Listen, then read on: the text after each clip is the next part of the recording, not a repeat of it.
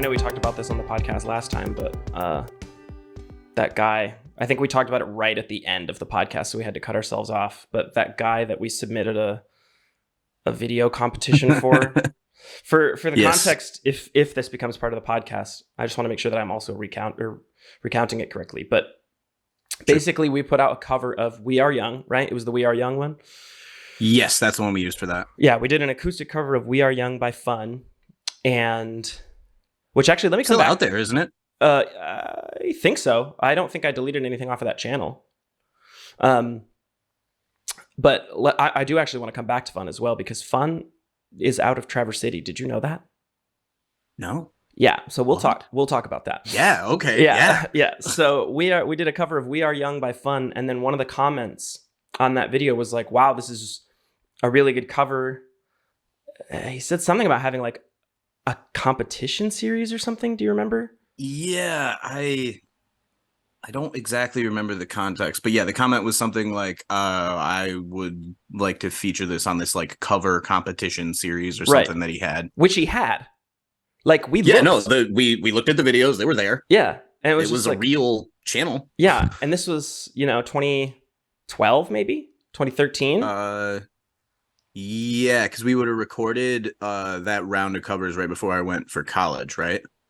It was right when I lost a substantial amount of weight. So that had to be, yeah, I think Because so. those were the ones we did on like the back patio The of back my parents' house. Yep. And I think And in there one was of them, go ahead. Well, there was one where I remember the neighbor like pulled up into his Yes, driveway and that's- was like listening for a second. Yep. And then there was definitely another one. I can't remember if it was "We Are Young" or if it was one of the others, where I had like a mosquito Yes. on my arm for like Exactly. half the song. Yes. And like in the video, I'm looking down at it all the time. But I also remember you telling me personally a story that like, instead of trying to like flick it off or something, you were just trying to like flex and flood him, like make him pop. Because that's the only way you can really get rid of those things. You're right. If I could get my other arm over there and like pinch it. Which is funny because like we weren't doing it live and it happened very early in the beginning of the video. So like we could have just stopped. It's one of those things that like you do this kind of production and music stuff more and you're like, just get another take. Yeah, exactly. Rather than It was not that important. Do another take. It all just felt so on the line, because like, I mean, it wasn't brand new, but the idea of being a YouTuber or getting found on YouTube was like still a dime a dozen. It was a like, whole different world in Exactly. 2012, 2013. So the idea of us being reached out to rather than putting ourselves out, somebody was like, "This is great. Let's air it. I'd like to put this on my channel as basically a competition where we put two covers back to back and you vote on who you liked. And then there's a tournament and then whatever." And we watched a bunch of his videos. I remember enjoying his content. I remember like being very impressed and like excited about it. And that was it. We submitted it. Yeah, no, like we gave permission to use the video we made, and the thought was that we would end up in a video on his channel with somebody else doing a different cover, or Right. maybe it was a cover of the same song. I don't know Maybe. if that's how it was supposed to work, but yeah, just like we were like, "Yep," and then nothing. Yep. We never appeared on that channel, to my knowledge. Nope. And I think we just did the one batch of covers where we did like 4 or 5 in a session. And then the only other acoustic cover we ever put out was that cover in front of my house. It was like a Taylor Swift song, right? Yeah, we did Safe and Sound there. Safe but and then Sound. there was like 2 more that we did in the living room of your parents' old house. Oh, yeah. One of them was Boxing Because I remember Day. that's when we did Boxing Day. I Yep. don't remember what the other one was. Me either. But I feel like I remember yawning in it and being annoyed with myself about that. But it wasn't even a yawn. It was like one of those yawns where you kind of just like tense up your face and don't let yourself open it all the way because you don't want to be seen. So I remember seeing my face go like, and being really annoyed with that. But we still uploaded it. We didn't do another take or anything like that. What could that have been? We had I remember the Taylor Swift one at one point sounds cool when we're starting it because there's like birds singing Yeah. and stuff. But then at one point the wind picks up and just like completely kills it for a second. Yeah. I'm trying to think of like any other like collaborative music that we put out publicly, because I think beyond that it was just LFT stuff, right? I think so. Which As far as like actually put out, yeah. Um, I said we were going to talk about fun. Fuck it. They're from Traverse City. That's all. I guess that was all I was really going to That's say. extra crazy for me because like my favorite fun fact Fun fact is about fun. right Okay. that I like to throw out to people is that when they first got real popular, I was like, wow, this is good. This guy sounds like the lead singer of The Format because that was the lead singer of Fun's band before that. Oh, They had a song that was on like VH1 or something that I saw when I was a kid that I really liked. and the voice just And stood out. so like, yeah. And when I heard him again, I was like, this sounds like that guy. And I found out later it was, and I had my cool, like, I knew him before moment. I wonder if you found him from like local targeting, or was it VH1? Did you say it's VH1? I think it was, I pretty much remember that this was from the era where we watched music videos. Yeah, like it was the before school, like it would be on the TV, VH1 would be, and I would see like whatever music videos were playing at that time. I think it was from then. But yeah, I mean, I saw a lot of songs that way. I couldn't be sure. It's very possible that I'm mixing a handful of facts. It could be that some of them are from Traverse City, not all of them, but definitely some, if not most, were from Traverse City. Because I remember when I worked at Interlaken, the guitarist, somebody from the band, it was like fresh. They were freshly broken up, but he was talking all about how they performed with Queen at one point, and so he was like telling me that, but like, who's the lead singer of Fun? Do you remember his name? Is it Adam something? I want to say Nate something, but I don't know the last name. That sounds right. But like, yeah, all of the band, sans Freddie Mercury, of course, did some type of like huge arena performance, and Fun played with them. So I asked him a whole bunch of questions, and then he basically said like, yeah, just growing up around here in Traverse City and then to be playing with Queen is like, whoa, hang on, what? And then sorry, you said what? You grew up where? And now my buddy John Paul, who does constant acoustic live acoustic performances, he's like, yeah, I used to play with him. Used to play with them all the time. It's like, oh, I guess you never.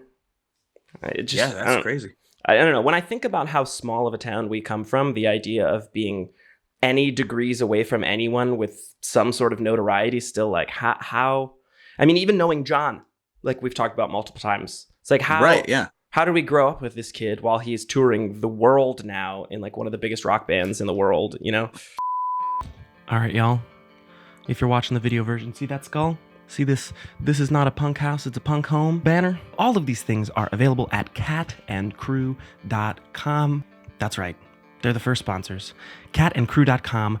Enter the promo code MONDAY. It's Monday, MUNDAY, to receive 10% off of your final purchase. You can get those koozies, you can get banners, you can get earrings, you can get coasters, you can get skull planters, you can get so many cool punk adjacent type things and stuff. This is a dynamite selling point for their website. But yeah, I think it's really cool that they decided to give ADH Deep Dive listeners an exclusive deal, because it's cool that we're building a little audience here and that you guys get to have some sort of special perks that nobody else gets.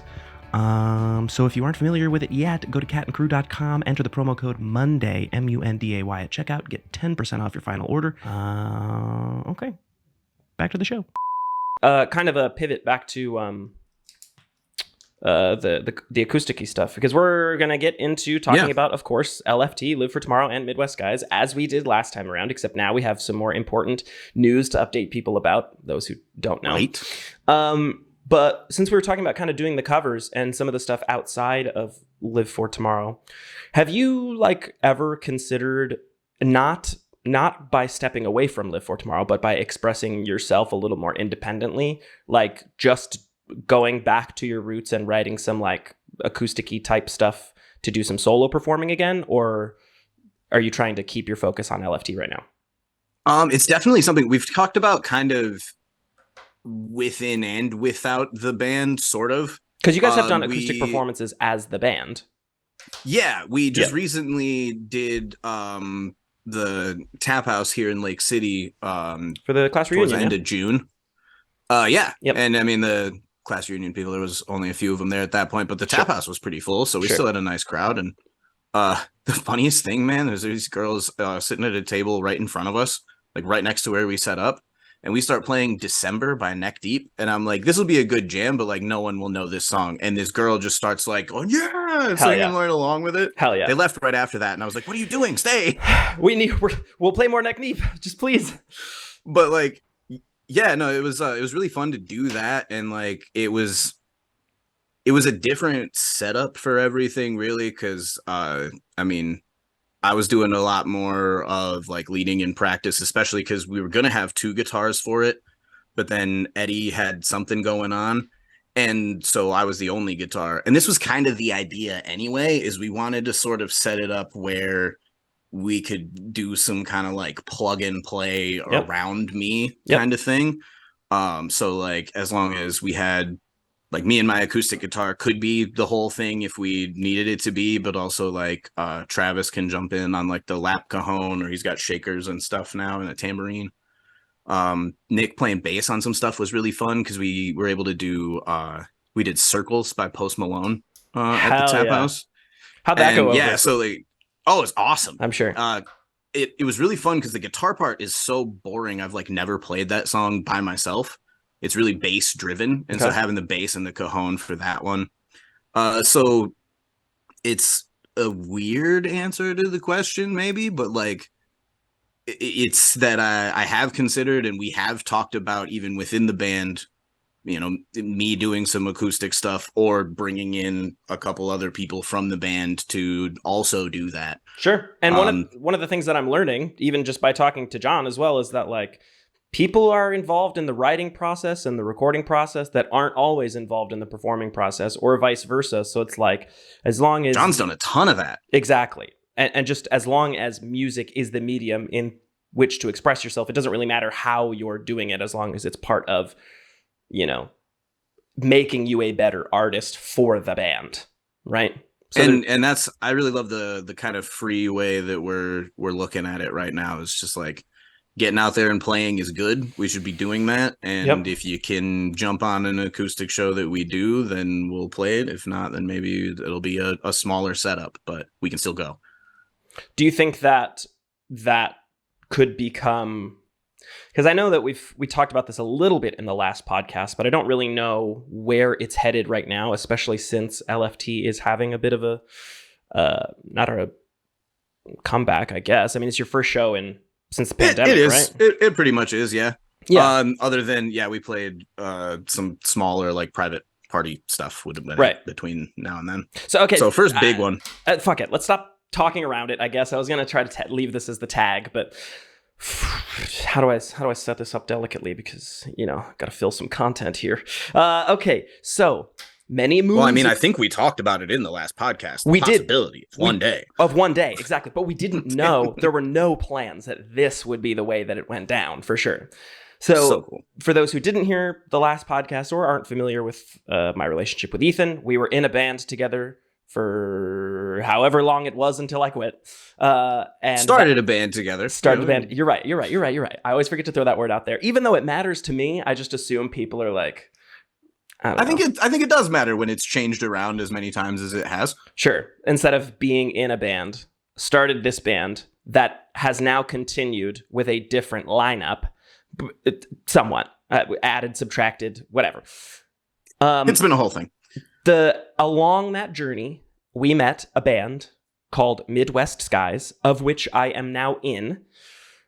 And for the first time since that show, and for the first time since I left Live for Tomorrow, not only will Live for Tomorrow and Midwest Skies be on the stage again together, but it will, again, be that first time that I will have ever been adjacent to you guys since I quit on stage. So there's some history being capped off in this show. And on the last episode, we were like, it would be so cool now that we're all patching up our friendships and like kind of coming back to this like mutual understanding of like music and love and friendship is the more important thing. I didn't think it was going to happen this soon. No, I mean, we weren't really being super active on stuff. We've been trying to get some more things going this year. And the way that this was able to play out with Nick kind of getting the ability to put something together, it's just perfect. I know a little, I might know just as much as you do, and I don't, that's not much, but do you want to talk about how the show kind of came to be? I only know so much. I know obviously if you look at the flyer and promotional stuff that's out Yes, there, it's opening for a new location of Northwoods Tattoo up in correct. Traverse City. And yeah, Nick was, I think he's basically got kind of hired, I don't know, to put on a show for Yeah, this opening. I'll give the little bit of Northwoods context. So Nick currently works as a piercer at a different piercing and tattoo shop. His partner Sabrina works at Northwoods Tattoo, which is currently about to not rebrand but have a grand reopening with a new venue. And they're trying to put on like a big party type thing. My understanding, I'm going to beep this whole sentence if I can't say it because I'll ask you. I think you might be saying a sentence that I just avoided. My so understanding is that Nick will be a part of Northwoods Tattoo at some point. And if that whole sentence was beeped, the most important part is Nick, yes, was tasked with putting together essentially the lineup for this event, just because all of the other factors unrelated. He's in a band. He knows lots of artists in the area, and he's put on events like this before. So he was tasked. I think there's going to be like freaking what? Do you know the details about the rest of the event beyond the performance side of it?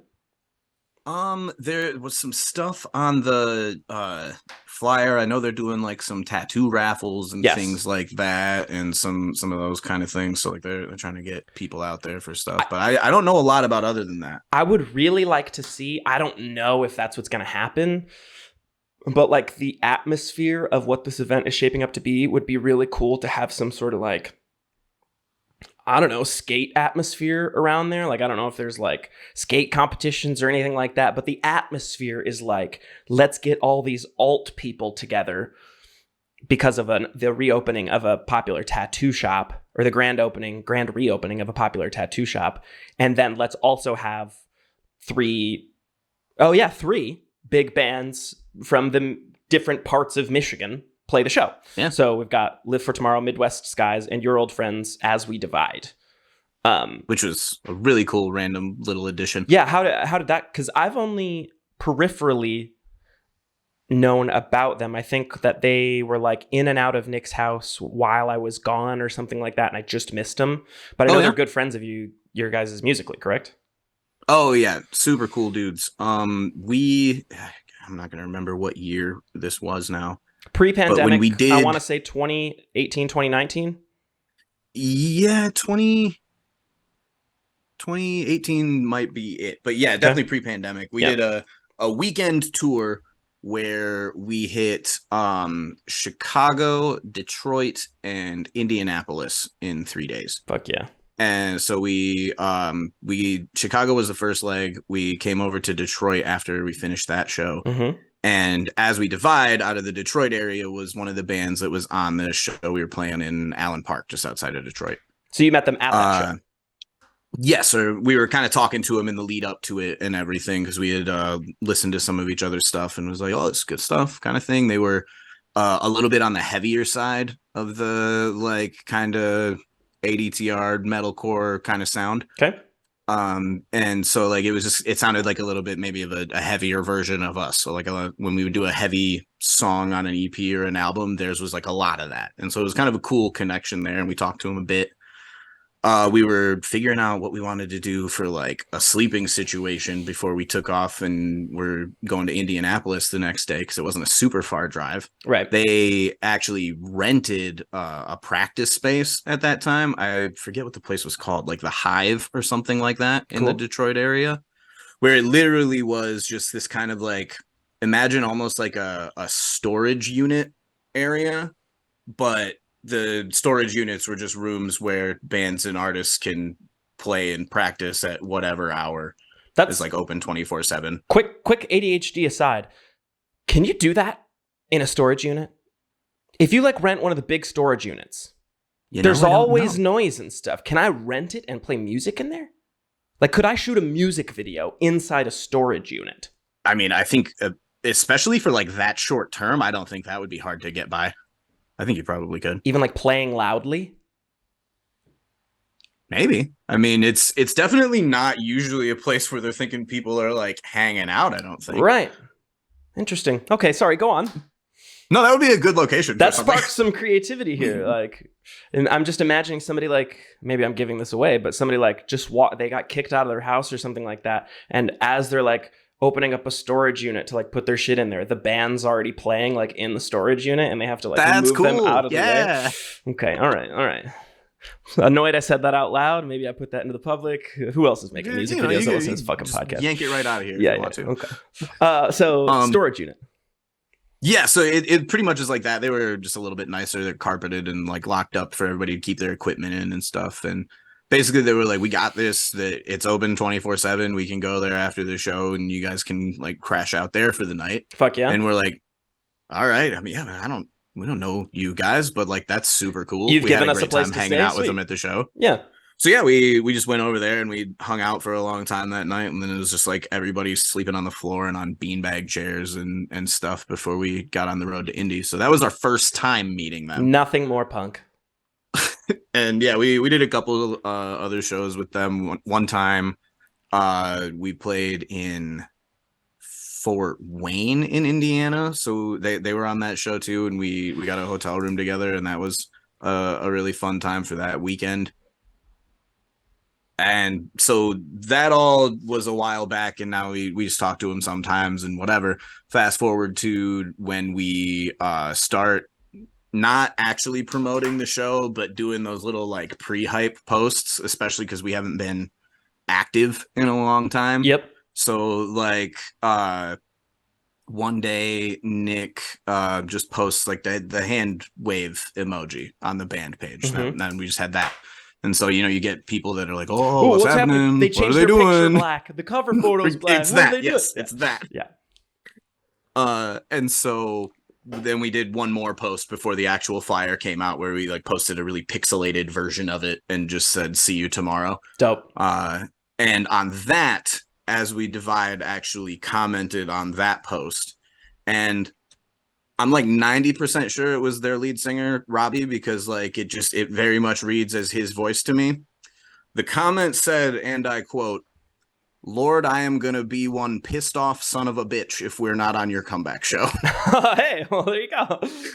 And so I just took a quick screenshot of that. I threw it in the band chat and I was like, want to see if they want to drive to Traverse? Fuck We were yeah. kind of figuring out how we wanted to fill some of the extra time, just because even if we had both of our bands play for an hour a piece, that's only 2 hours, and that's a lot of time to fill. So we're looking at maybe doing some acoustic or whatever, since we've been doing that. But like you commented that, I'm like, man, just put a third band on there. Fuck yeah. Go hard the whole time. And that gives everybody the opportunity to do really 45 minutes of music and talk. And then it's kind of our space to go over if we want. And that's the other thing I love about the fact that like Nick gets to put this whole thing together is it has never felt more like we're just throwing our own show, and that is the coolest thing. It is so custom curated to how we want to present ourselves. Like it is a bunch of friends in 3 different distinct parts of the state coming to one central location and playing music amongst people that we know, but B, are very similar to ourselves. Like it just, yeah, man, it's so poetic, man. And we talked about wanting to do this on the first show. And I think, of course, I always knew that it was going to happen, but it's just how, especially because we are kind of marketing ourselves a little bit differently right now. So the idea of LFT and the Midwest guys being on the same show, not impossible, it would just have to be like a festival or something like that, you know? And since we get to do it ourselves, we could just fucking do it. Right, like there's no promoter to convince that the fit is right or anything like that. Like, and I think there's already significant. I don't know if maybe this is ego talking or lack thereof. I don't know if it has anything to do with us, but there is significant hype around the show already. Like it looks like there's decent what's the word? RSVPs already. Yeah, I have things that I still want to talk about, but you want to take a question from the listeners, man? Let's do it. Okay. Let's see. 2 of them are LFT related. One of them is more creative related. Let's start easy. What is a favorite lyric of yours that you've written for Live for Tomorrow? Hmm. Either one You that like know, resonates with you personally. Oh, you had one that came to mind. All right, go ahead. today is an interesting day to do this because going back to Because did you do it practice, yesterday? we're just kind of I'm thinking over, remembering some stuff and some of those things like. Well, here, as a preamble to yesterday, what you did. Yesterday was your first practice in some time. Is that Oh, correct? that's Yes, true. full We have not mentioned that. right. No. Yeah, we probably haven't had everybody together since we were practicing for like those party shows that I was talking about, smaller scale stuff like a year or two ago. So it's definitely been a long time since we've been like really trying to be polished and stuff like that. And that Sure. said, felt good. Felt good. Definitely some times where we would have to stop, or you get to a part where you're like, oh, okay, we gotta remember how to do this. Yeah. But knocking some of that rust off feels nice. Well, as far as I'll make sure that we definitely get back to this lyric question, but let's just might as well pick up on that a little bit. Were there? Yeah. I know last podcast we talked about some of the like more emotional side of what this whole shaping of LFT has come to be like, whether it felt like it was getting away from you or just the changes and the shifts throughout the history of the band. Mm-hmm. But do you feel like where you're at as a group right now? And maybe that might be a personal question, depending on what the answer is. Do you feel like you're all like solid and on the same page right now? I do, because there's definitely been since the last time that we had talked on here, some shifts in kind of what we're focused on and what we're looking at in the immediate future. Mm-hmm. Just for a few different reasons, partially our own kind of inability to really seem to get a lot of things moving. At a certain point, you got to look at that as, are we doing the right things for us here if we're having this much trouble with it, Right.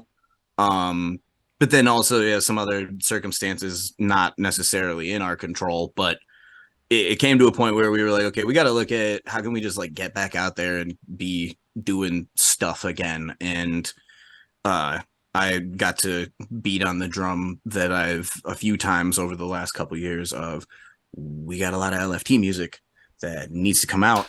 Thank you. So let's do that. Okay. Because we've recorded stuff that has been sat on for far too long. I'm so glad that you just said that because it's like one of those things I'm privy to, but it's not my business, right? Like it's not my decision what happens with LFT right now. But as a friend of everyone's involved and as an egomaniac, I'm like, why the fuck have you sat on content? Now, I don't think Nick would be too displeased or would disagree if I said that my understanding is a lot of it has to do with this was Nick's decision not to do it, not to put stuff out. Definitely yet. There is a music video in particular I know exactly we are currently looking at. Yep. And he actually did. I don't know if he showed you this. I've seen the re-edit of it. Looks great. Honestly, talked to him a little bit about before. Talked to him. I think some of his insecurity was that he didn't know, like, there wasn't a ton of B-roll. A lot of filler stuff. It's true. And so I was helping him actually like conceptualize what type of B-roll would look good there. Because I have seen the difference between the old cut and the new cut. And it is already substantially different. Yes. But even still, even that first cut, I would have personally been like, what are you doing? Put it out.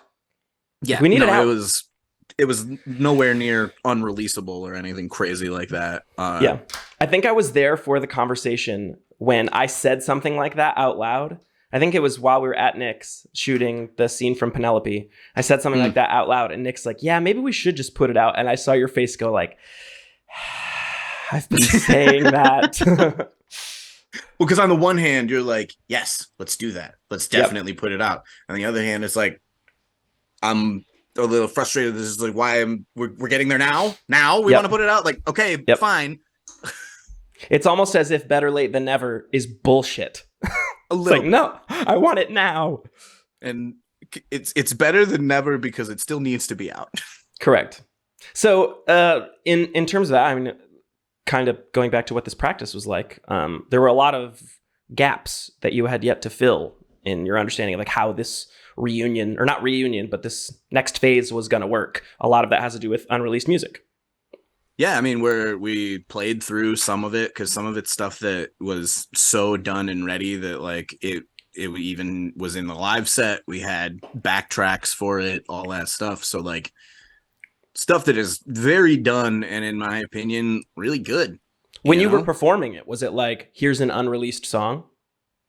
Yeah, for it was the last like several big shows that we did like pre-pandemic. We were working on this music, and actually it was kind of the one thing that we really did that was fun and cool when the pandemic happened was one of these songs, Hard Mode, Was the music video.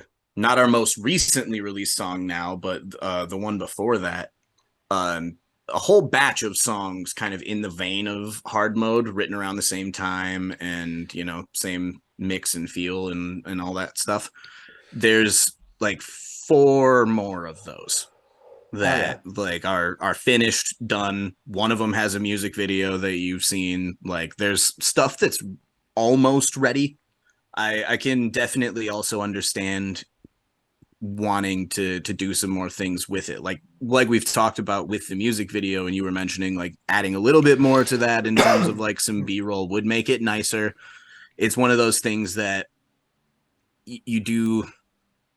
I have to stop myself a little bit, pump the brakes a little bit, because I have been that guy that's been like, let's drop something and not say anything, let's just put it all out and just be like, here it is, deal with it. And now that we are looking at, that was also when we were looking at maybe musically things going in a different direction somewhat.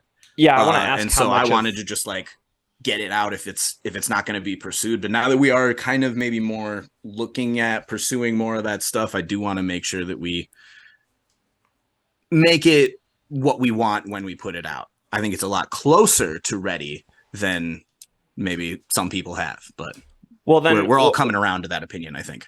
What I want to ask then is that did that potential rebranding have a lot to do with why nothing came out in the first place? Because you're like, well, we sat on this stuff. Now we're not even heading this direction creatively, so we might as well just table it and move on to the next thing? Or was it like... That was sort of both things supposed to the happen? Overall decision. Yeah, it was like, well, we're working on this other stuff that's sounding a little bit different, and maybe if that's what we want to pursue, maybe this stuff shouldn't be like the freshest thing in people's minds from us, or however you want to look at that. And I got that definitely when that conversation happened the first time. But we spent a long time working on this new different stuff, and like it was sounding pretty good. We were figuring some things out. It was an up and down thing, but overall was going pretty decent. And so the farther and farther away we were getting from, when we had been working on that like Hard Mode era stuff, the more I was starting to want to be like, let's just like drop it all. Yep. Put it out. And with the shifts we've made recently, kind of going back maybe towards more of that kind of thing, it is something that I do understand. We want to take a little more of a measured approach to in a release. But because I promised we will get back to that favorite lyric question. But you sparked something in my brain that literally happened yesterday, the day before. I have a friend, George, out in New York City, and he's a very talented horror thriller writer. He does a lot of like science fiction, just writing. Doesn't always put it out as far as like a film goes. But he's got endless amounts of scripts. And so I turned to him for some writing critique and help a lot. And one of the things that I told him about this short film that I'm writing is like, I wrote the whole thing as an outline, but I was like, shoot, I wrote myself into a corner.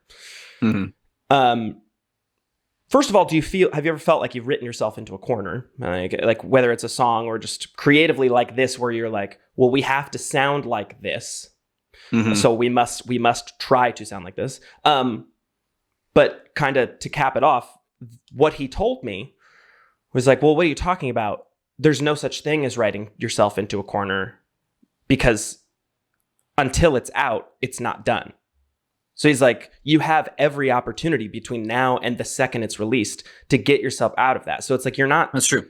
Maybe TV show writers can write themselves into a corner, but that might be about it. Well, exactly. And especially as a one-off project, it's like, there's no established IP. You don't have to explain something you haven't already explained yet. Right now, you're just writing and conceptualizing it. So it's like, if there's mistakes, of course there is. This is your first pass. You haven't written yourself into a corner. You've just written, and there are things left to write to make it seem more full. And if it doesn't work and it's not out yet, you can always unwrite it. Yes, exactly. The eraser. Phenomenal tool. Backspace. Great button. My favorite button. Okay, your favorite lyric. I think probably what I keep coming back to is there's two kinds, I guess, of things that I'm proud of in some of our stuff, and a lot of it. Also, sorry to be clear, it doesn't even the question was lyric. My answer to this is going to be like the story I told in a first verse. So like you can just be like whatever message you communicated that you feel most proud about. It can be a lyric if you want it to be, but like hold up. Womp womp. I'm gonna answer that question now that you're illuminated. Monitor's light here are back. Yeah. Okay, so I definitely the most like heartfelt, true to like my life song that I've ever written for Live for Tomorrow or anything else has been Calling Me Home, the one song on our album that is like an acoustic song that builds into a full band. And that one was the only song on that album that I wrote the whole like chord setup for, all of the all of the acoustic lead parts. We had some like adding and stuff in the full band, obviously, but the framework and the bones of that song were all mine. Whereas I've definitely been doing a lot of lyric work off of like riffs that like Eddie or Adam have written in the last several years for sure. And so like it was already really personal in that way because we wanted to have a softer bit, a love song, and so I got to actually sit down and try and like very earnestly write rather than just kind of do, I guess, like concept writing where, I'm putting myself in a headspace and telling a story in a certain way where I was like, this has got to actually be about me and what's important to me because I have to write it about the person that I love. And I joke about a lot of the lyrics in that song are about how difficult it was for me to write the song. Because of like, there's stuff in it about how like rewriting lines and things like that, just because this one actually matters. It has to really be good. So the song is almost also about like my struggle to make a song that felt worth it. That's self-aware though. But the chorus of it, I've always really liked. And I love doing references. I love things in my lyrics that are entertaining to me, if only me sometimes. But it's the only song that LFT has done where I have gotten to reference Blink-182. Yes, go on. So the first line of the chorus is you're singing harmony to Blink-182 as we go. It's about driving. And yeah, because it's one of the only times that I have very personally connected with a chorus lyric, because it does take me right to that place of we're driving somewhere, playing my music on the radio. She's a vocal major, now a music teacher, so like she has always liked singing the harmonies because she's an alto.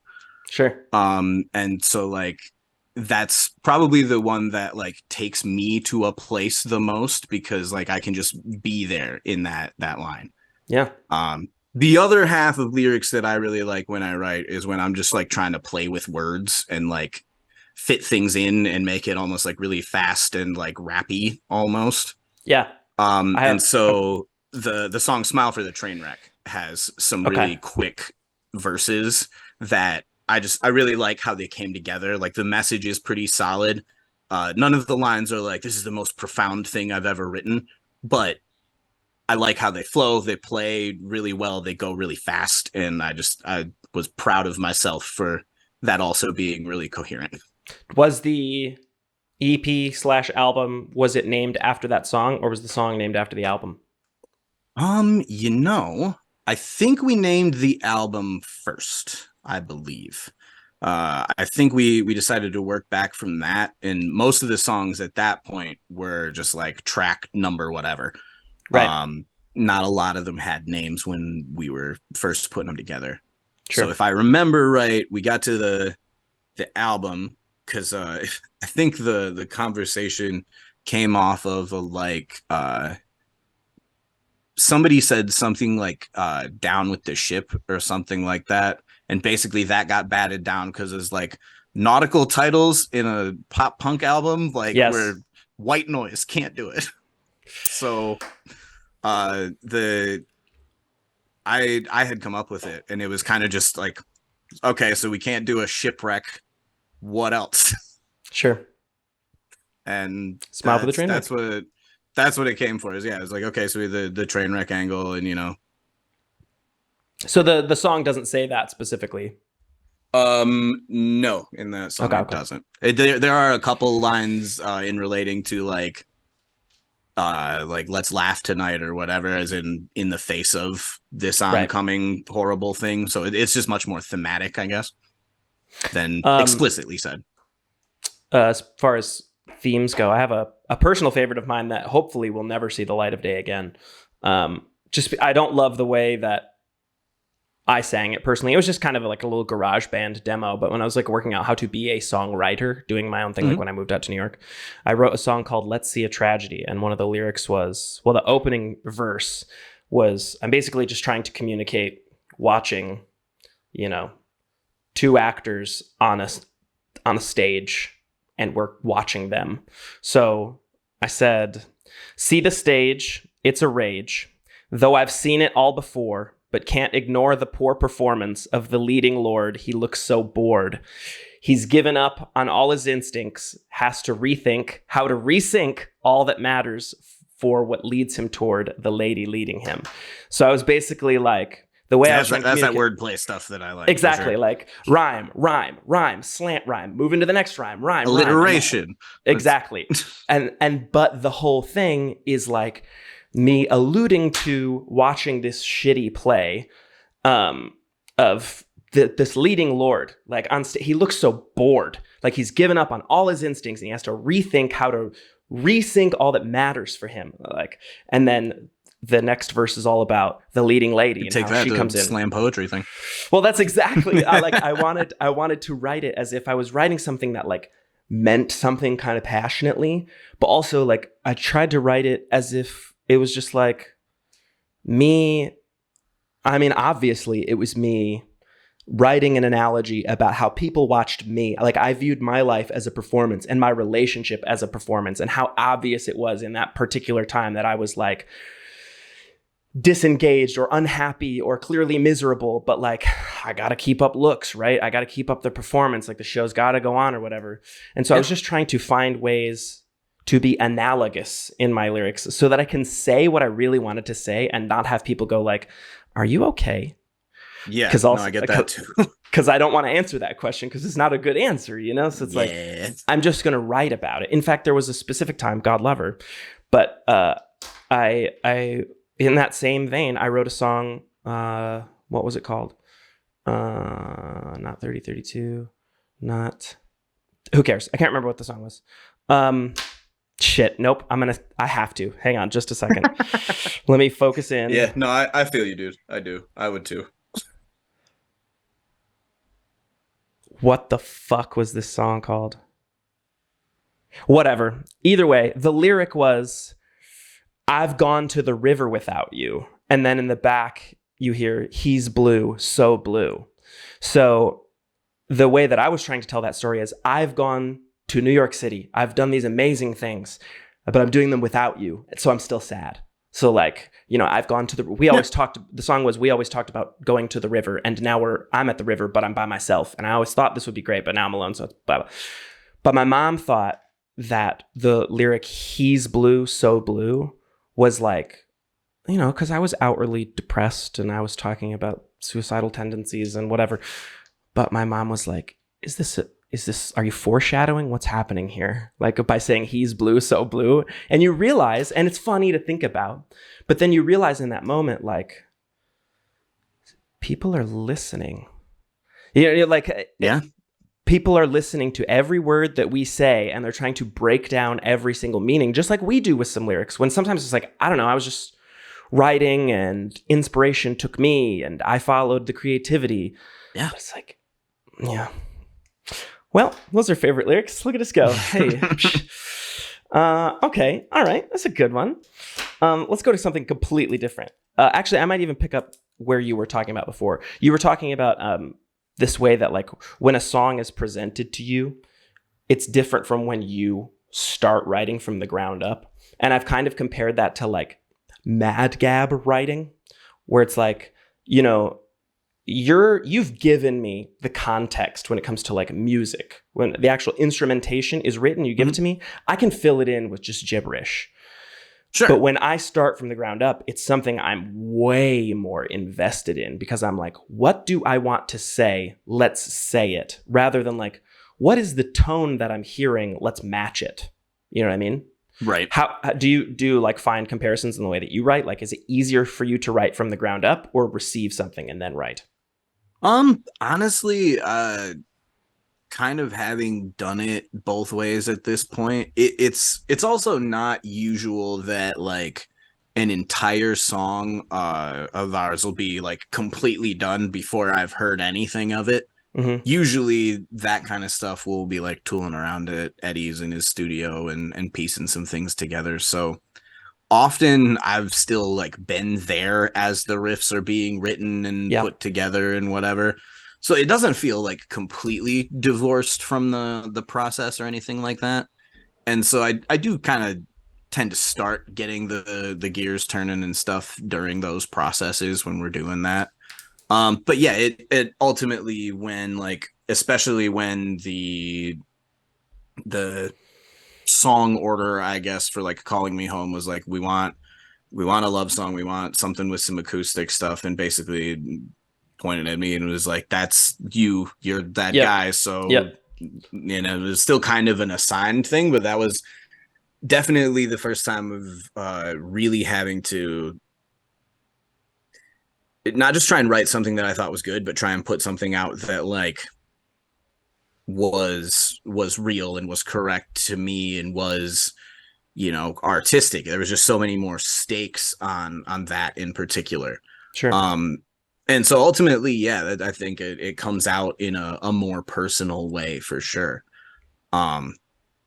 And yeah, it's usually if I have a verse chorus framework or something that I'm trying to get some lyrics down for, I do still try to usually start, you know, with some kind of theme or idea or story. And yeah, you do kind of have to make sure that that's going to jive with, you know, the instrumentation that you have.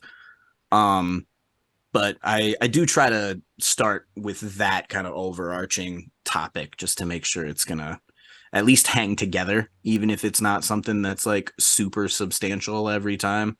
Sure. I think that was a big part of the process too, is like the bigger a discography gets and the bigger a back catalog of music gets, the more it's like you want to have those songs that are extremely personal to you and that do make you feel like you really are an artist, because that is some of the peaks of doing this, I think. Right. But like a lot of time, especially in like the era of writing for the LFT album, our real focus was like, we want to write some songs that we can just like jam hard to live. I see. And our focus was really like overall on the album, kind of on like, we want to gear up for a live show that's going to be super fun and high energy for us. And a lot of the album was predicated on that. And it's just, yeah, it's a little bit of a different thing.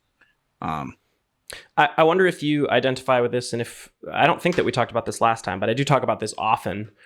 You know, there's the tropish fear of failure, but I have this fear sort of success, and then kind of what comes next. In that, like, I've put myself out there time and time and time again. Like, I'm not really afraid of falling on my face or embarrassing myself. Like, it's just, you have to in order to start something.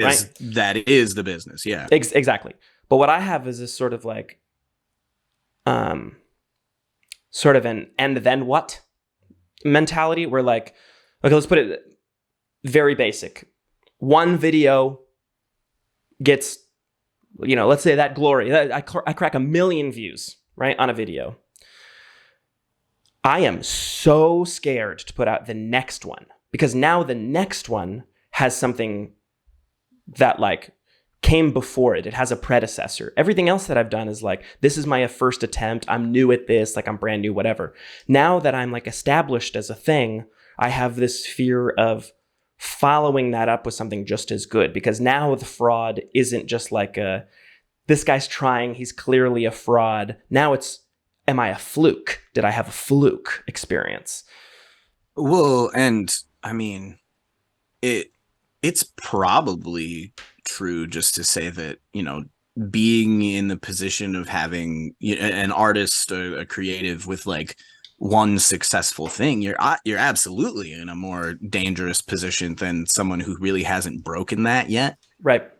Because yeah, like you said, you put yourself out there over and over and over again, and if nothing really catches, that means no one's, not like the whole world is looking or anything, right? And when you do that thing that does get those eyes on you for real, when that notoriety does come, it's why the sophomore album for like artists is such a big discussion, because maybe you were just throwing whatever at the wall and something stuck. You had this big thing blow up, this album or project or whatever, and now everybody is like, cool, what are you gonna do now? And well, it's like, well, I had one really good idea. Do I know I will have 2 or 3 or more? And no. And that's the scariest place to be, in that position of like, something has done really well. There are either A, important people, B, a lot of people, or C, all of the above looking at me on this now. Yep. And then that whatever I come out with next, all of those people are going to see it and have some kind of thoughts and opinion on it. Well, and see, it's like, maybe this is a terrible analogy, but let's just throw out like 2 different things here. Let's say bungee jumping and relationships, okay? 2 different things, but the Venn diagram is, I've never bungee jumped, right? But it's a thing that a lot of people have done, and even the people who are really excited about it are like, man, you should try that someday. So be it. Maybe I'll try it, whatever, But them harping me about it, that I've never done it before, doesn't bother me. Because it's like, okay, whatever. I've never done it. I'm not that annoyed. But now relationships. You get in a relationship. Well, you've been together for a while. When are you thinking about getting engaged? Well, you've been engaged for a while. When are you thinking about getting married? Oh, now you got married. When are you thinking about having kids? You had a kid. When are you going to have another one? No, now you get this job. What's going on with this job? It's just like the expectations of other people are so annoying that it's like, I have my own inner monologue that I'm dealing with that is loud and saying the same shit you're saying, but you're just making me doubt myself. Like, yeah, man. Yeah.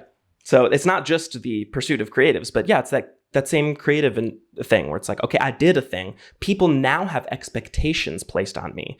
And that's scarier than being like, yeah, just throw it at the wall and see what sticks. It's true. It's like, if you put it to that like regular life metaphor, it's kind of like the taking of one step implies to everybody that there are several more specific and exact ones that you will take, and they're just gonna they now feel that they can just like interrogate you on when all of that's going down. Yep. As somebody who was in a relationship for about 10 years before I got married, I definitely get that. That's what I'm saying, man. It's like, it's nobody's business. Even though, yes, I get, even on the creative side, people who are like, when's that next album coming out? Or when are you going to do this next thing? It could be rooted in excitement. Like, I'm happy for you. I want to see you thrive. But also, like, you just got to be really careful the way you talk to people about something they're passionate about, because just one sentence could make them feel insecure or could make them doubt themselves, even if you didn't mean it. Like, there's the most ridiculous, which actually, I think that's a perfect transition to the last Not Gonna Lie, or NGL. Well, not last, but one of the last NGL signatures. What do you doubt about yourself, even though others constantly reassure you? Like, if there is anything, but. Oh, I mean, I think... We had a short conversation related to this last time we were on here too, about the maybe inherent imposter syndrome that comes with creative work like music and Yeah. stuff like that. Yeah. uh I think that even though I have gotten to a place where just kind of doing music and getting it out there and seeing like some of the reactions, I am still very used to that or whatever. Like, I guess to put it in terms of like a YouTube comment is not the kind of thing that like I have any mental space for or care about at all. That's great. On the other hand, when it comes to thinking about like myself and my work as it stacks up to like other artists, you know, either people in my similar position or people that I perceive to be above or below me in terms of accomplishments in that field, I have always doubted exactly where I fit into that. Or because, you know, even if the band, you know, how to put this, so much of my musical identity has been tied to LFT my whole life.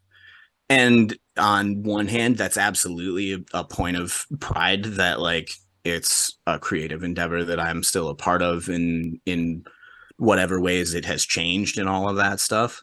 Sure.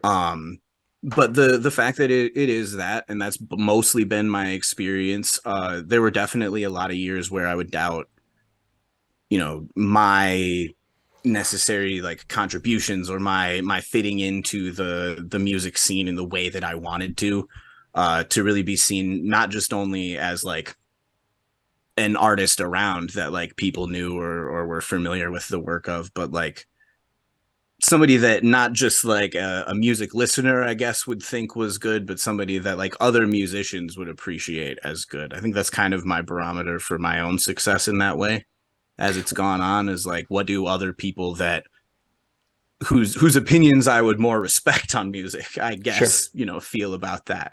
My artist friends and my musician friends and things like that. Well, I think it's good that you led with the YouTube thing, because I think there's an instinct to want to assume that you meant the bad comments. But I have found, especially very recently with the short film that we just put out, it's pretty much nothing but a nonstop barrage of good comments. And I'm like, okay, but I don't know you.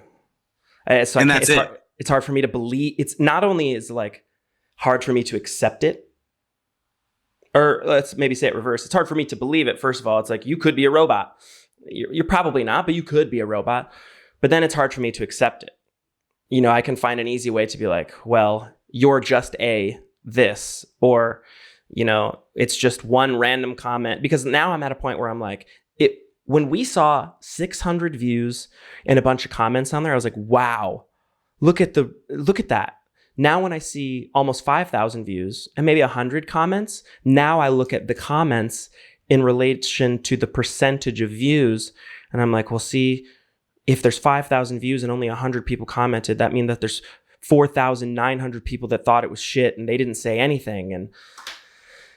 And I'll be that guy to say, like, I watch a good bit of YouTube on like my PlayStation. I don't even have the ability to comment on shit. Exactly. And same. I don't comment on YouTube videos. And I don't comment on you. And that's the other thing you got to remember. I don't comment on YouTube videos. So like, I watch tons of stuff that I think is great, and I don't leave a comment. Like, so that's exactly like kind of what we're talking about, though. It's like, who do you place expectations of validation on? It can be yourself, of course. Like, the goal is to just improve upon yourself constantly. But like, we're so tribal, right? Like, humans innately are very tribal. We want to be part of the group. It's built into our DNA to be accepted as part of the group. Otherwise, we're cast out and eaten by lions. You know what I mean? Like, so just to the need or the desire to be accepted or heard or validated just runs. Especially when you have an industry like filmmaking or like music, where to even be considered a part of that group, there's an accomplishment that like has to happen. Yeah, you know, like it is a hard thing to break into, and so you get this feeling of like it's like everything is an audition. You know, like you're trying to get yourself to be accepted into this group by maybe like the creatives or the artists that you view as a part of that, and you know their acceptance would mean a lot to you, but also you do want kind of like the people that aren't in that group to still view you as Right. in that group. You Right. know, you need to appear like that from the outside as well. It's weird like that. But If I were targeting the punk audience and I had zero audience, right? And I made a song because I wanted to be seen by the punk kids, I would make that song be seen by the punk kids and go, yeah, but you would say that.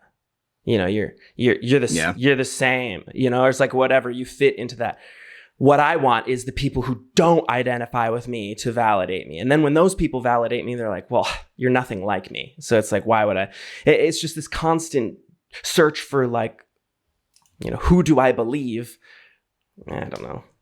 I would say if it's anything, you want to stick with the people that should know if this thing is good, right? For me, it's always been like in that example, if it's the person that I wanted to see the punk music and it's a fan of punk music, I'm gonna be like, okay, you know, I at least expect you to know your stuff relatively, right. And like at least you like my stuff in comparison to that other stuff you like. That makes me feel like part of that group. It also, but it translates like deeper than that too. And I'm realizing this happened yesterday in like my personal life. So I don't have a washer or dryer at my apartment. And I have a very dear friend of mine right around the corner who has one, who always is down to let me stop by and do laundry, even if they're not home. And they offered yesterday, like, do you want to stop by and do some laundry? But I can't take that because I can't take it as like stop being nice to me. You're pitying me. That's what it is to me. And like, that is a clear barrier that I've got to get through, because it's not just compliments. It's just like the ability to receive love is a skill, you know, rather than like if somebody compliments you, it would be really nice to say thank you or compliment them back, not say, yeah, but sure. I can't help it. I can't fucking help it. And man. I do the same thing. You place this context on like whoever it is that's saying this to you, and you decide how much it's worth based on that.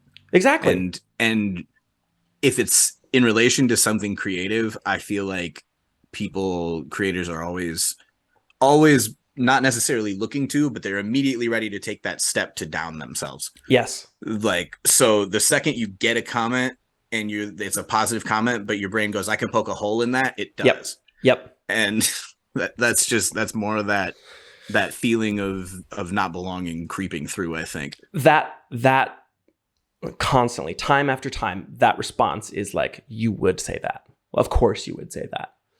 Because the only people saying it to me directly are the people who love me and care about me.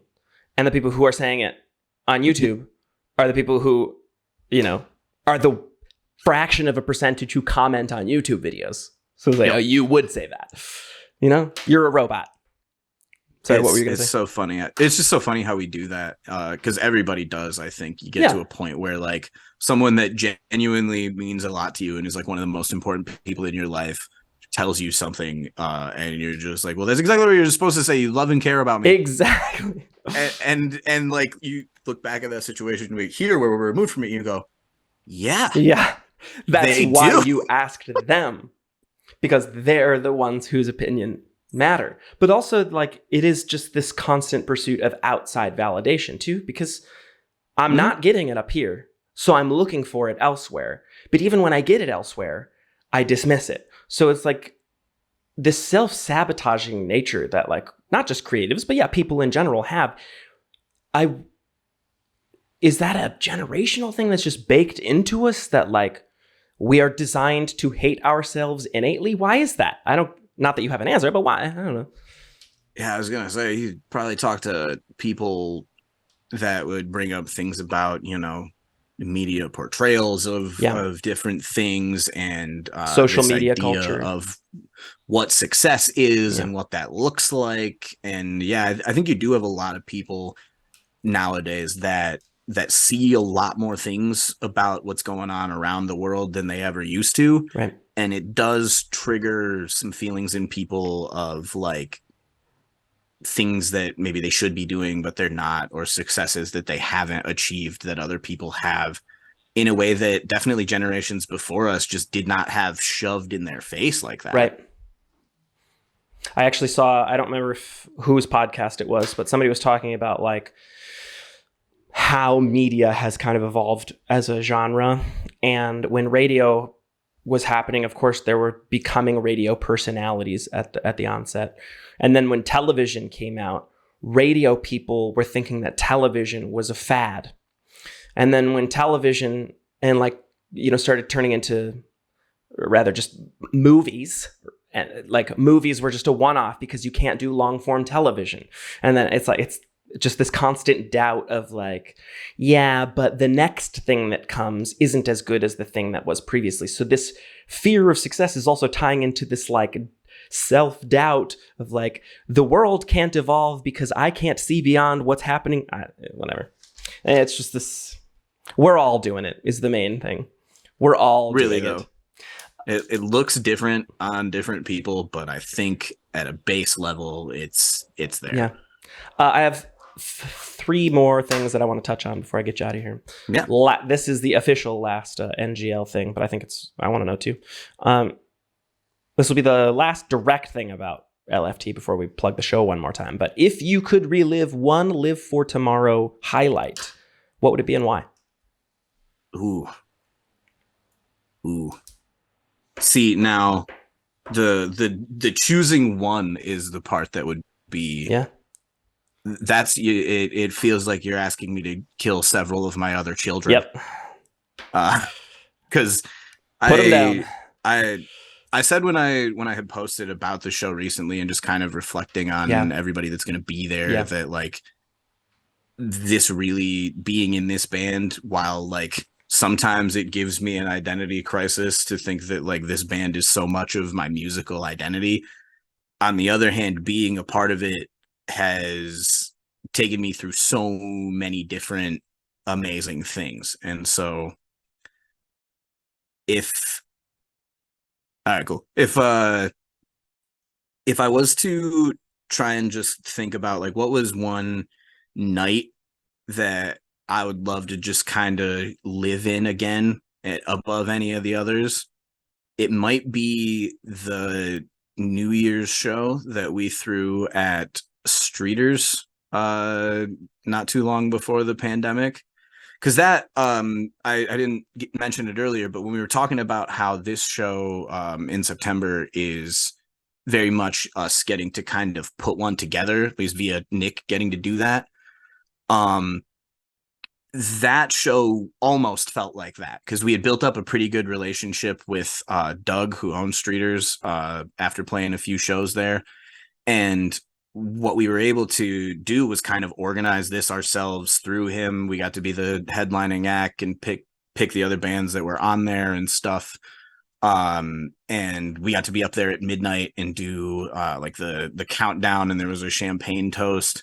We like dressed up and there was masquerade masks, and like it was one of the first times that it felt like we really put something together, and just to be in that big huge venue, like I miss Ground Zero for what it was.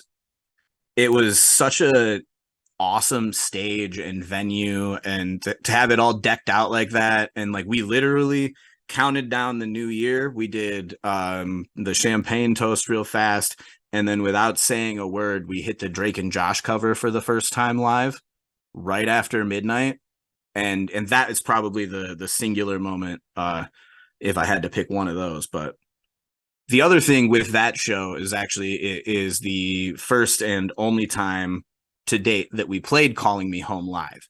And so I got to intro that, and Kayla was there for that show, so I got to see her in the crowd while we played that song for the first time live. That's, if you're making me put down all of my other children, that's the one I have to keep alive. It is at this point in the podcast that I regret to inform you that my big, dumb, stupid face accidentally unplugged the microphone. So for the next 10 minutes or so, my audio is going to sound like, doo-doo. Let's use doo-doo. But I'll see you in 10 minutes when my audio sounds better. Bye. Which I am. to be clear. I did want you to put the other memories down because, like, you know, the people asked. But also, like, you know, there could be eras of memories. You know, the band has evolved with your own life, so to be able to just pick one, is... Yeah, no, that's super hard. Yeah. Because I mean, there was a time in my life where I would have said the Hawthorne Heights show where we met Midwest guys, like, and that's still so high up there. You know? Of course. I mean, that directly led to why I'm where I am. So these memories can exist and be sweet and not have to be like the peak. This one, we might have to dance around, but I've wanted to talk about this for years. Years. Okay. So, upon finishing Penelope, Nikolai told me that this as an aside, you might be interested in like helping write a project someday. I had mentioned to him when he was filming at Willow that like it had occurred to me recently that I would be interested in some writing projects that are a little bit more just straight up storytelling, because obviously a song is a very specific kind of writing. Yeah. And it doesn't always allow for like complete creative freedom as other forms of storytelling do. Right. And so I have been thinking I've been interested in doing some kind of more long form writing just as a different kind of exercise. Okay. Where do you think I'm going with this conversation?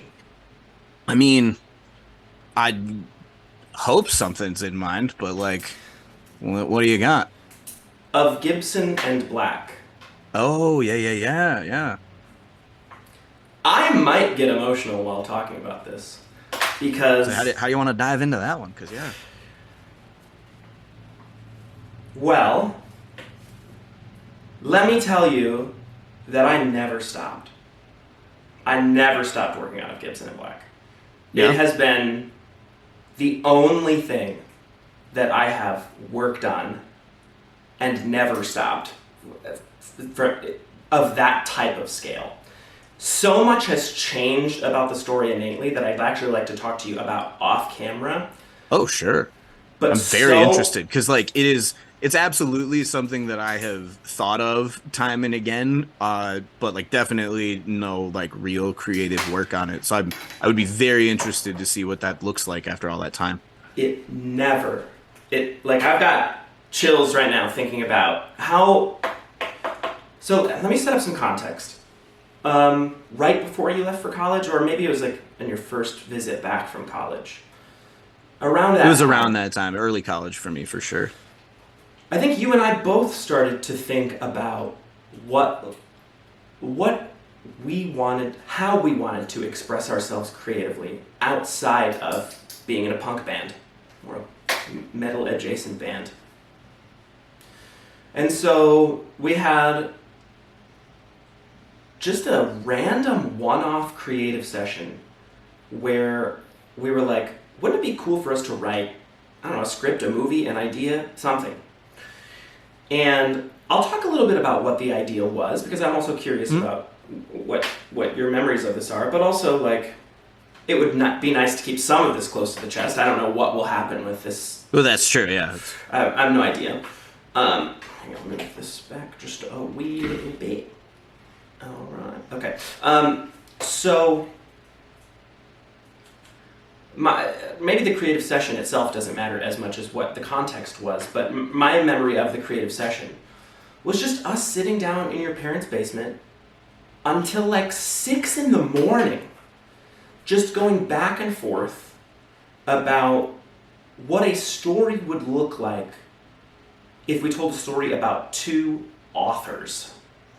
Yes. Yep. Do you remember any more context beyond that?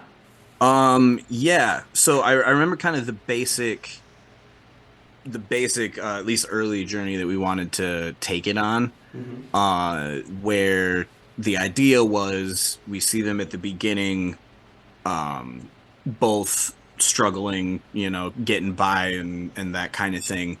And then as the movie would progress, one of them would see a significant amount of success and become very popular. Yeah. I don't know, possibly through like optioning for a movie or something like that. I forget how we did that. but the other one did not, and had gone down a pretty like self-destructive path related to that. Mm-hmm. I believe, if I remember correctly. Oh, hold on. I'm gonna make sure I get this right. Because we also did have some pretty specific talks about the end. Mm-hmm. And so I believe that we had the ultimately the one who did not ever find that success taking his own life or dying in some way. I don't remember if it was suicide or not. But he died. That I remember because I very clearly remember talking about like a cemetery funeral scene that Yep. would probably end it. Yep. And however it would be conveyed, the idea ultimately would be that like the best time was actually that time when you thought you were waiting for the good thing to happen. It is. And then the credits start and Run Down by Vacant Field. Yes. Yes. Had to Dude, get that in there. Had to get that in there. I'm constantly playing it in my head because it's just there's nothing has fit more. And I don't know if I ever told you that I reached out to them. You did, yeah, yeah. And they So gave like me they're huge. They got one of their songs got purchased for like $5 million by Ford for a truck commercial. what? And so I was asking, like, there's one specific scene where I wanted to use that song, where I was like, that's influencing that song, not Rundown, but this specific song. And so I messaged them. Well, the song is called Peppermint Tongue, and so I messaged them, and I was like, man, it's been way too long. This idea has been in my brain for years and years and years, and I've never reached out to you to A, thank you for inspiring it, because I think Vacant Fields, like that's Rundown, I think inspired the mood of the film. Because if you also remember, we also had Falling Awake by Gary Jules. Yes. Yep. Yep. And we were like building, it was very Bill Lawrence-esque. We were trying to build a nice soundtrack to hurt people's feelings when they watch our story. And main thing, they said that one got used for a truck commercial, but we could use Rundown because it's open now. I'm so surprised at how much, even though I've changed so much, Ethan, so much, pretty much everything you said is still pretty relevant. To be clear, that is not how the movie ends anymore. Okay. Well, at least it's not done. I haven't written myself into a corner, right? Okay, It's not out, is it? It's not out, and there has always been the expectation that I would really like to have you on this project. Like, it couldn't be. But the story became so much about two people in general, and I'll beep the first person's name. But it became about my friend and you. And like the character of Jeremy Gibson became a fusion, or the relationship between Alex Black and Jeremy Gibson, the two main characters in the story, became analogous to my relationship with you. Interesting. Also, a very quick thing. I'm gonna explode. Hang on a second. Okay, so my camera was definitely going to be able to record audio, but that small chunk of when I switched the battery to now, this microphone wasn't plugged in. So I'm getting angry. Let's refocus my attention. Oh, okay. So then, basically, yes, we wrote this story about two authors. One struggled, one didn't. I will tell you what you got wrong in just a second about that story. But again, that's not the story right now anyways. Mm-hmm. But yeah, it became like, especially when I left Live for Tomorrow, it became the only thing I had creatively, where it wasn't just like an idea, like a short film idea. I just remembered what I got wrong, but go ahead. Yeah. Well, tell me. Huh? What do you think? Tell me, what do you think? We had it. I flipped it in terms of who went where at the end, because that was, I think I almost remember that being the talk that like the the more predictable story would have been what I just misremembered. Correct. And the better way to go ultimately would be having the more successful one find zero satisfaction in it. Yep. And him being the one ultimately that loses everything. Yeah, I'm really glad that you just remembered that. Yeah, that was kind of crucial, because I think part of the story that we were telling back then that we didn't even know was really true is that success ain't everything, bro. Like, we wrote a story about, wouldn't it be crazy if we made a twist where the famous guy was unhappy? It's like, yeah, that's extremely possible. And not even just possible, it's extremely likely and relatable. Yeah. That this person who experienced the highest peaks of success, just like this freaking note I put about fear of success, he had nothing to follow it up. Okay? So let me tell you where the story has differed a little bit, and then I'll kind of stop up against the line of comfortability, because I still want this project to continue, and I'd rather talk to you about this off air. Sure. The quote-unquote corners that I was writing myself into were the author's thing. I couldn't relate less. I'm not an author. I don't know what it's like to be an author, to try to sell a book, to get into the publishing world. That is something that I've thought about in the aftermath of this too, is like, it would have needed a lot more research into like, how does that world work? Yep. So the most important shift, probably the most important shift, was making them just video creators. Like I was when I was younger. It's just like I used to make little skits and sketches, but they are still best friends who have the same shared goal, but they make films. And now they're starting to make short films. And so their pursuit is the film making industry rather than the book writing. Okay. So that made it a little bit more. I think we also maybe were under the impression that if we wrote something that was too close to like anything we personally were involved in, that would be seen as like uncreative or something. Yeah. When it's like, so no, write what you know. Exactly. And that was sort of essential to unlocking what the story would become, was like, I'm writing something I know nothing about.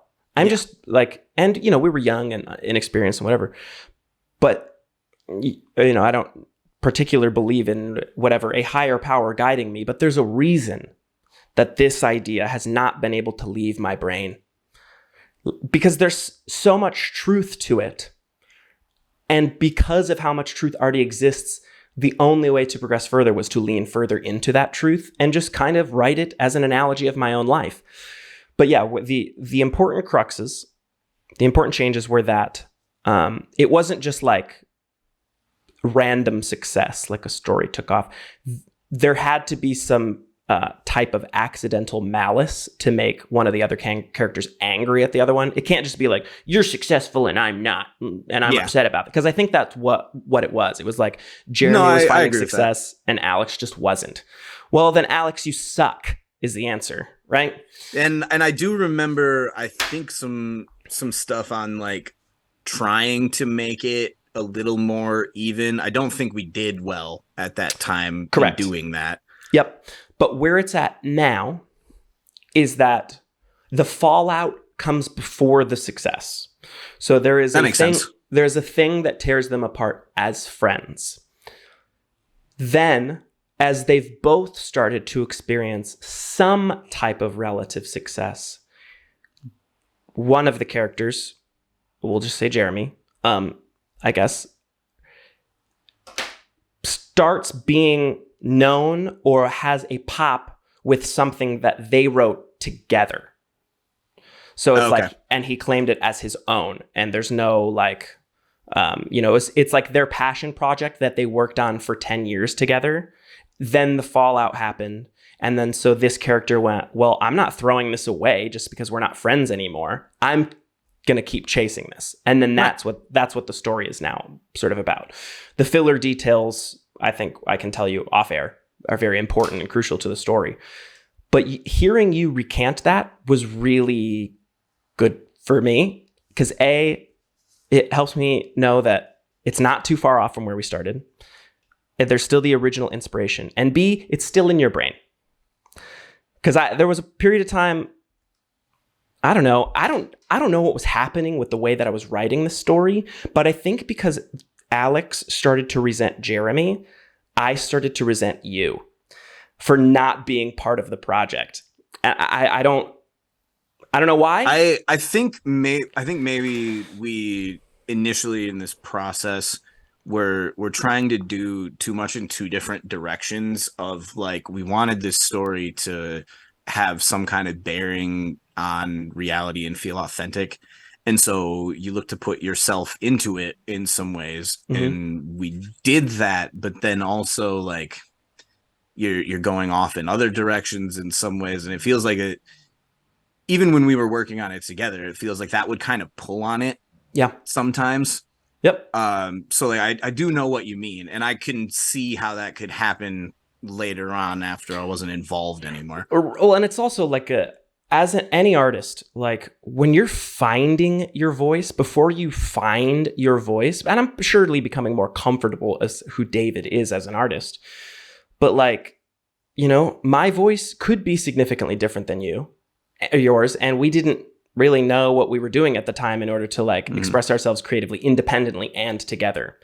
But I think this is just, you know, potentially the next phase in this rekindling or next phase of this friendship is because one of the last things I wrote about that I kind of crossed off was just like talking about like what it's like to cede ownership of a project, and like, you know, something that you were working on is no longer in your hands. You got to give it off to and trust somebody else. But I think it's in the opposite direction, just like Live for Tomorrow, where I left and you were then forced to kind of carry on and tell this story by yourself. Of Gibson and Black felt very similar. And because I was like, well, Ethan's telling this story without me, I have to tell this story. So it still exists. There's definitely a script up until about halfway through the film, but there is an outline that tells the majority of the film that I'd love to go over with you. Yeah, for sure. Of Gibson and Black, man. Okay. Well, let's see. What else we got? I don't think I have anything on my piece of paper. Should we talk about the show again? Traverse City, man. September 9th. Yep. As We Divide, Live for Tomorrow, Midwest Skies. I don't know how the order has been shaped up yet. It's not relevant. Show up at 5:30 and watch all fucking bands. Okay? No, this is like when we say that we get to put on a show, like we didn't pick a crappy opener band. Like that's not what this is. Come to the show, see all of it. This is all of us playing a show for you. And we're so thankful that you want to come to that show. So come to it. All of it. Okay. Hey, I love you. This wasn't quite the direct ending, and I had too many technical issues and ADHD issues to be super happy with how this episode went, but it will air, and I will edit it, and it will be great. You hang out on the line for just a minute. But for the listeners, thanks and stuff. I appreciate you. Be sure to check out Cat and Crew, KATANDCREW, catandcrew.com. Enter the promo code Monday, MUNDAY, MUNDAY. You get 10% off your first purchase. Go check out Penelope, our short film, on youtube.com/@DavidJMund.